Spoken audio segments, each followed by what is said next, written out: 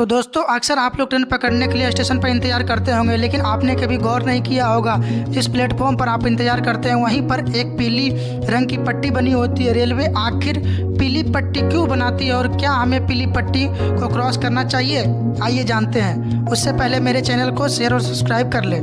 तो दोस्तों पीले रंग की लाइन यात्रियों की सुरक्षा से जुड़ा हुआ है। स्टेशन पर पीली लाइन हमेशा पैसेंजर को याद दिलाती है कि उन्हें इस रेखा के बाहर रहकर ही ट्रेन का इंतजार करना है, क्योंकि सुपरफास्ट ट्रेन इतनी स्पीड में आती है मानो प्लेटफॉर्म पर से सभी यात्रियों को अपने साथ उड़ा ले जाएगी।